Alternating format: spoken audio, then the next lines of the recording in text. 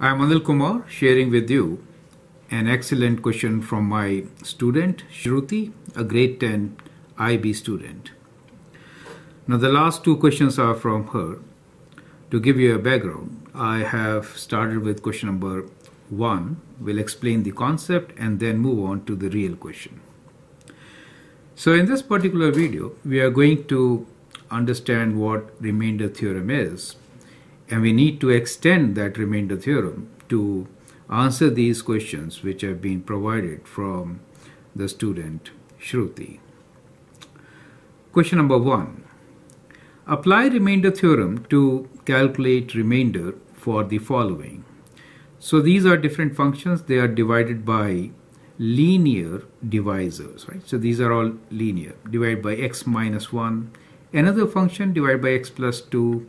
Another function divided by 2x minus 1, and then divide by x. Now these polynomials, you can always apply the remainder theorem and get your answer. Now the questions which challenge most of the students are these. Question number 2.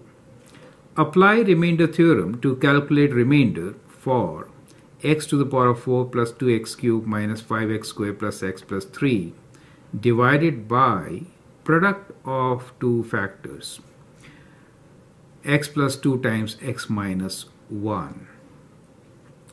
So now we are dividing not by a linear function, but we are dividing by a quadratic function. We need to provide remainder using remainder theorem. Okay. Question number 3 is even more difficult. It says polynomial f of x. We have not even specified the polynomial, but we are saying polynomial f of x divided by x plus 2 and x minus 1 gives a remainder of minus 19 and 2 respectively. That is, when you divide this polynomial by x plus 2, you get remainder of minus 19, and when you divide f of x with x minus 1, you get remainder of 2.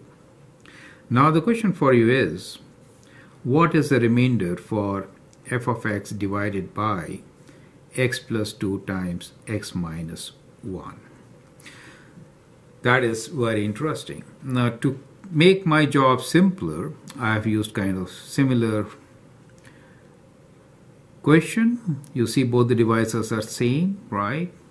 Anyway, but that helps me to explain you the whole concept in half the time. So that's the strategy. Okay, so for benefit of some of my students, let me give the remainder theorem first, and that is, if I have a polynomial, let's p of x, and if this polynomial is divided by x minus a, then the remainder is what? Then remainder is the value of polynomial at a. P of a is the remainder. Is that okay? So that is your remainder theorem. Now this divisor could be also of the type, let's say ax plus b, right? In that case, what is the remainder? In that case, the value of the polynomial, what makes that 0? Minus b by a, right? So purposely, I have used two different nomenclatures. Some books will use x minus a, some will use plus, so I've mixed them up. So the idea is x minus a will be 0 for x equals to a, so we check that value. Ax plus b will be 0 for x equals to minus b by a, right? So let me show you in short what am I doing here. I'm basically executing it like this: ax plus b equals to 0, then I'm saying ax equals to minus b, x is equals to minus b by a. So that is the value for which we need to find, substitute in the polynomial expression and find the remainder, correct? So that is what remainder theorem is. Let me also write what technical terms we are using. So when we divide, whatever is being divided is called dividend. And divisor divides into it. This here is called quotient. And at the end, what you get is remainder. Okay, so I hope that is clear for you. So these are the terms. At times, instead of dividend, we'll use here function. So we'll say f of x, right? So that is how it is. So in general, you can write the function f of x as equal to divisor times quotient. Let me write divisor times quotient, right, plus remainder. So that becomes the division statement in the multiplication form. So function is kind of like this, right? So, well, let me give you a very simple example to match with this, which I will write like this. If I divide, let's say, if I divide 7 by 2, so 2 times 3 is 6, and we get a remainder of 1, correct? So I could write here that 7 is equal to 2 times 3 plus 1. So that is what I mean, right? So we could translate it literally like this into polynomials. So it is the same concept of long division, right? Now I'd like you to pause the video, copy these questions, try to answer, and then look into my suggestions. Let us see how to find remainder for question number 1.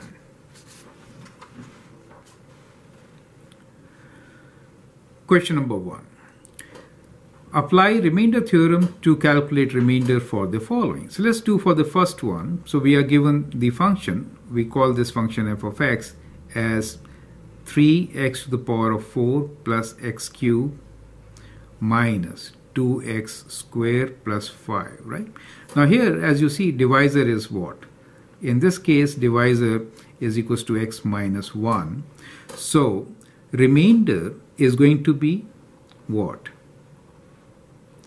Remainder is the value of this function at x equals to 1, at x equals to 1.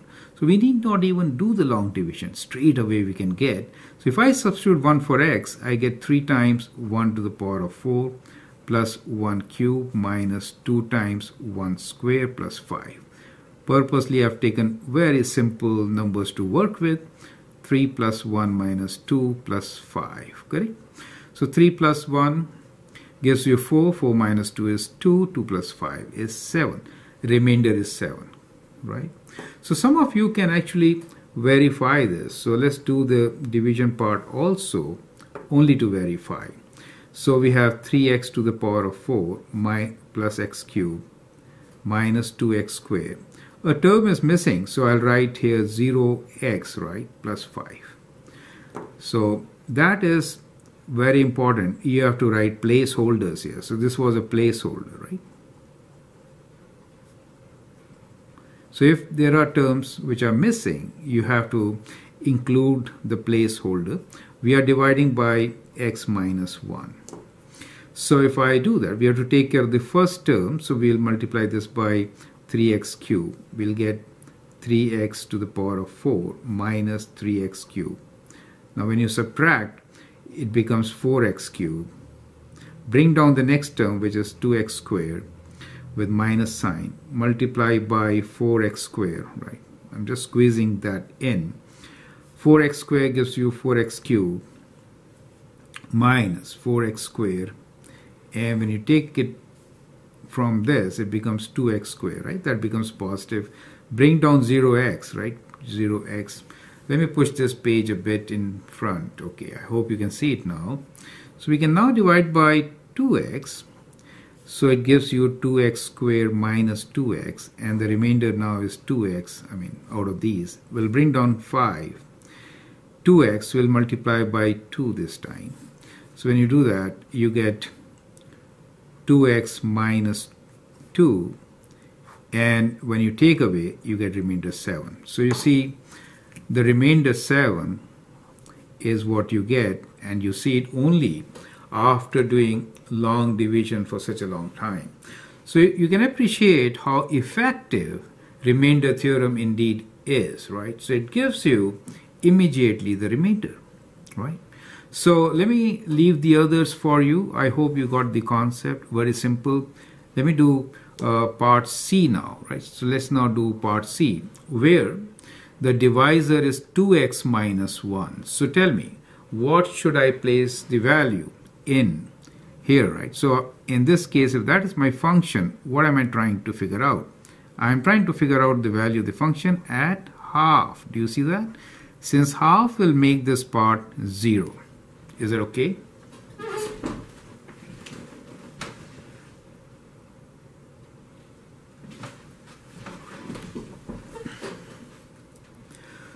So let's place half here.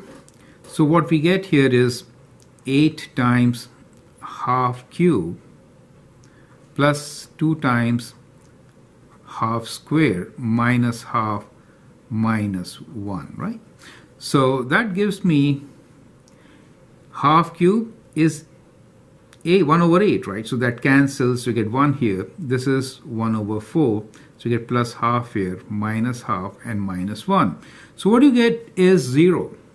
So if you get 0 as your remainder, it means 2x minus 1 is a factor. So we find that 2x minus 1 is factor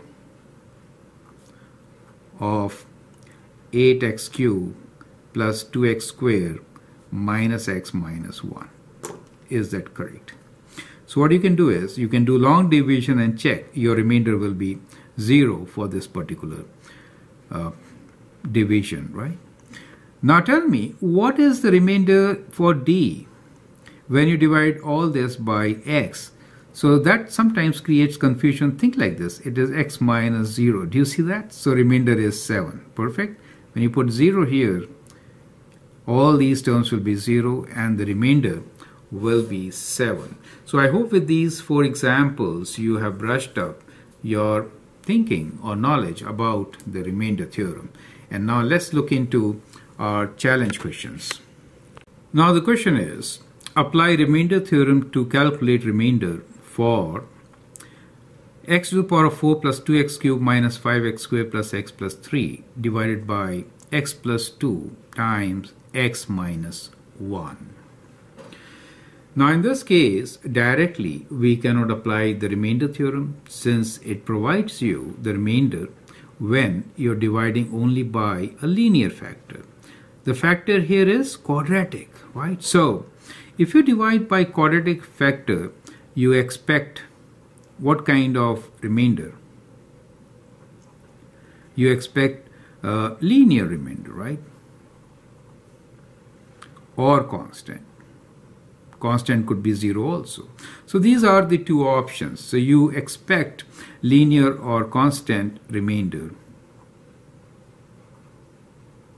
We don't know what this is, so let it be. So we say let remainder be ax plus b. Okay, so we'll assume that our remainder is of the form ax plus b, and then we'll solve this question, right? Okay. Now, if that is the remainder, we'll say qx is our quotient.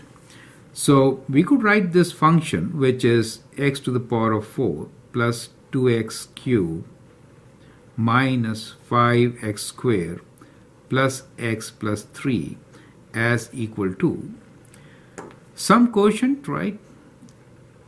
Some quotient which we don't know times the divisor, which we know is x plus 2 times x minus 1. And we are going to get some remainder, and we'll calling this remainder as ax plus b. Does make sense to you, right? So the function, when you divide that by x plus 2 times x minus 1, will give you some quotient. And then when you add that remainder, that is how they are related. Perfect? Okay. Now, see what happens if I substitute x equals to minus 2. So if I substitute x equals to minus 2 here, my equation now becomes minus 2 to the power of 4 plus 2 times minus 2q minus 5 times minus 2 square plus minus 2 for x plus 3 equals to q times, we'll just substitute minus 2 for x, and this particular factor x plus 2 becomes 0 because now it is minus 2 plus 2. Do you see that? I substitute x as minus 2. So if I write minus 2 here, minus 2 plus 2 is 0, right? And x minus 1 plus a times minus 2 plus b. That becomes the equation. Is that okay? So now you can do 2 to the power of 4 is 16 with a positive sign, and that is 8 with negatives. That gives you minus 16. Here 2 to the power of 2 is 4, positive. You get minus 4 times 5 is 20. Here we have minus 2 plus 3. And this expression, when you substitute minus 2 here, becomes 0. So the whole thing is 0. And what you get here is minus 2a plus b. Correct? So you get minus 2a plus b. Now if you add this up, what do you get? Plus 16 minus 16 is 0. And minus 20 minus 2 is minus 22. Plus 3 is equal to minus 19. So we get one of our equations, which is this. Minus 2a plus b equals to minus 19. So I'll write this as equation 1. Perfect? Okay. Now, let us substitute 1 in this equation. So we get 1 to the power of 4 plus 2 times 1 cube minus 5 times 1 square plus 1 plus 3 equals to q of 1, right? And then here we get 1 plus 2 times 1 minus 1. So as soon as I write 1 minus 1, it becomes 0. I should have written minus 2 here, right? Substituting minus 2. Okay, plus I'm substituting 1, so we get a times 1 plus b. Okay. So this side is 1 plus 2 gives me 3 minus, let me write 1 plus 2 minus 5 plus 1 plus 3 equals to a plus b, right? That is what you get. So 1 plus 2 is 3. 3 plus 3 is 6, 1, 7. 7 minus 5 is 2. So a plus b is equal to 2, right? So we get a plus b as 2 as our, in this particular equation, correct? So we'll call this as second equation.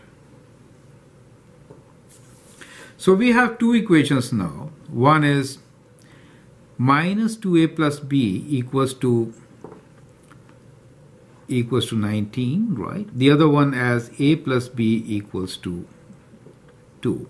So you can use these two equations to solve for both a and b, correct? So let's solve for a and b. So we can say from here that we could do one equation take away the other, right? That would be simpler. Or we can say b, let's say b equals to 2 minus a. Let's substitute this from here in equation 1.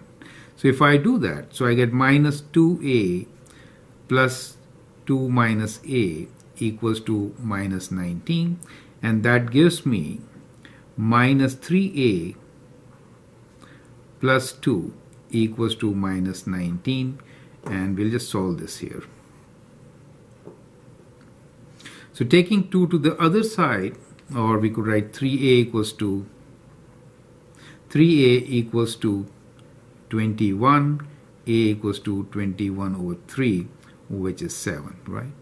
So if a is 7, b is equal to 2 minus 7, which is minus 5. Perfect. So we get the value of both a and b from these two equations, and now we can write down our answer. The answer is that the remainder is, which was ax plus b. So a is equal to 7, b is equals to minus 5, and therefore the remainder is equals to 7x minus 5. Correct? Actually, I was trying to save this space to show you long division, but there was no room left. Anyway, so what you see here is that we have a method here, and we really found the remainder using this particular method, right? Now, where did I use the remainder theorem? That is interesting. So actually, I substituted these values, right? So in this first case, I have used the remainder theorem. I actually found the value of this function for minus 2, right? And I got this to be equal to minus 19. And I made that as same as minus 2a plus b. So I got first equation. Do you see that? For the second equation, I substituted, let me write here now. So let me push this a bit. For the second equation, I substituted 1, which makes this 0. I got a remainder as 2, and 1 times x, a is a. So I got a plus b as my second equation. Using these two equations, I found the value of a and b, and then the remainder. So I hope you understand and appreciate all these steps. And that should make it simpler for you to answer the next question. Okay, so next question, you know the answer this time. Normally in the test, you won't know what the function is. Okay, so treat it fresh. Now the question is, question number 3, polynomial f of x divided by x plus 2 and x minus 1 gives remainder of minus 19 and 2 respectively.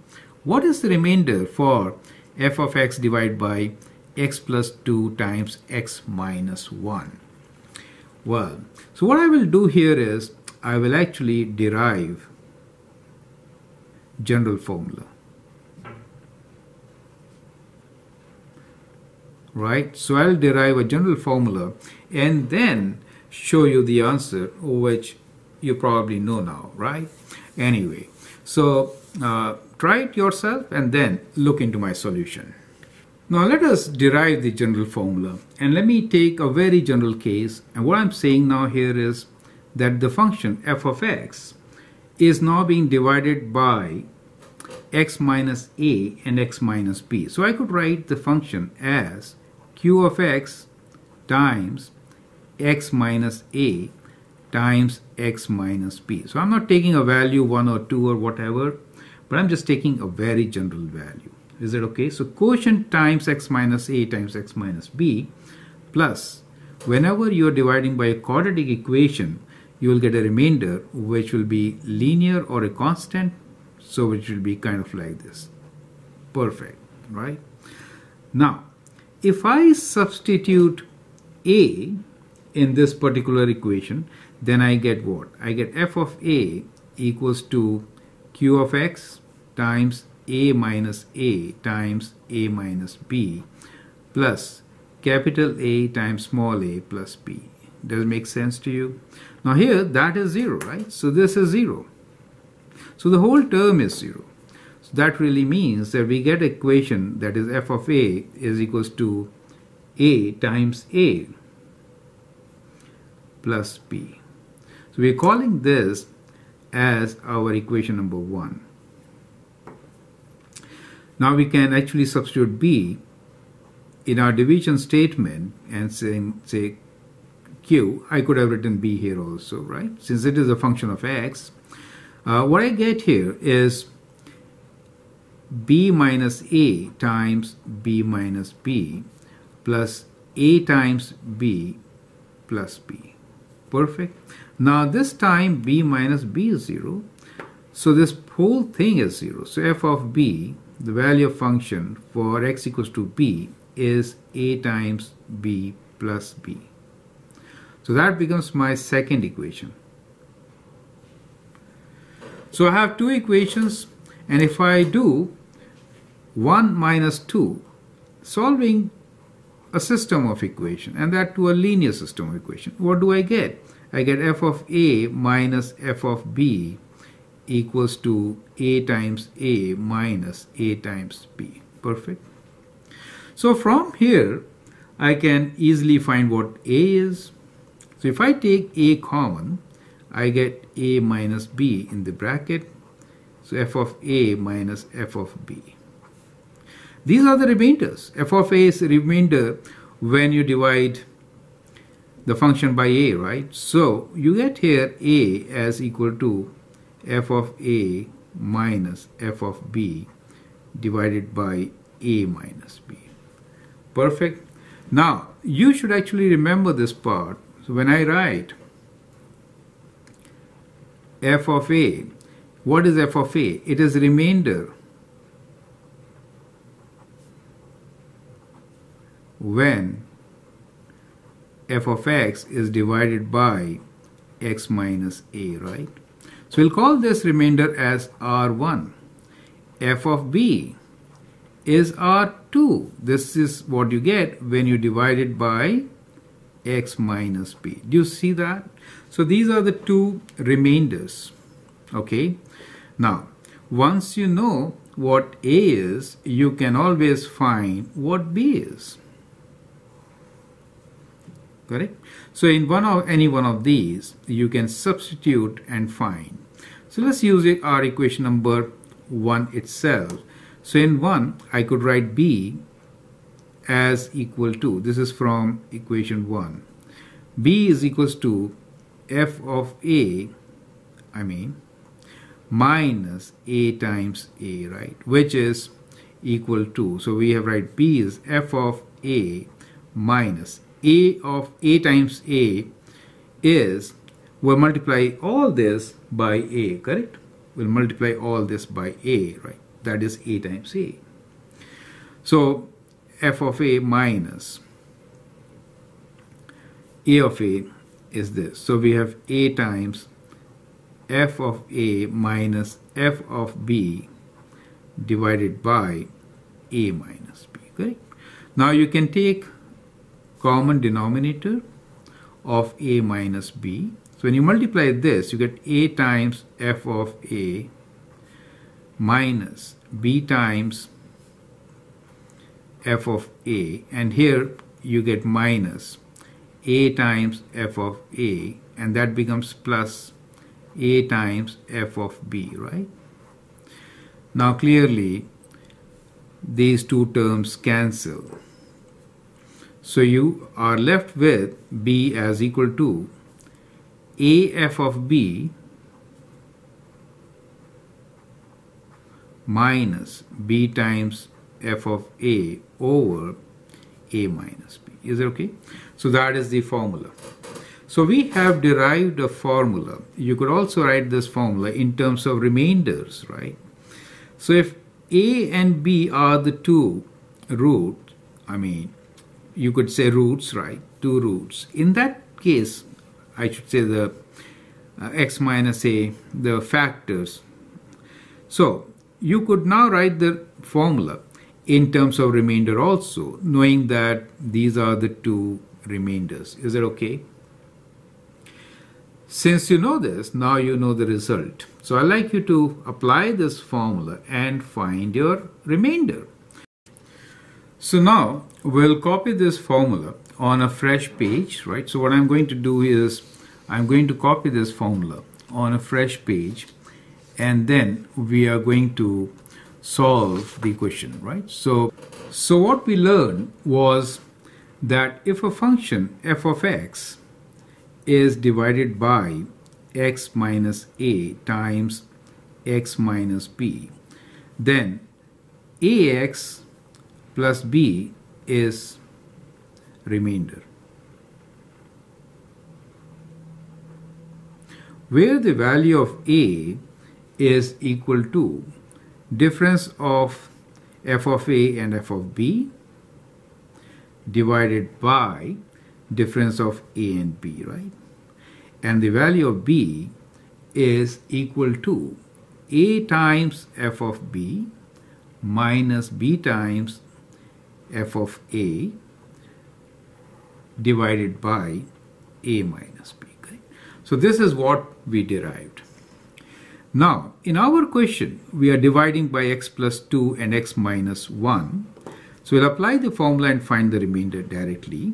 So here we are given that f of minus 2. When you divide by this, you get f of minus 2 is minus 19. And when you divide by x minus 1, you get the remainder 2. That will be the value of the function at x equals to 1. Is it okay? So we are given these two. From here, we can easily find what a and b is, right? So let's calculate. Substituting these values here, a is equal to minus 19 minus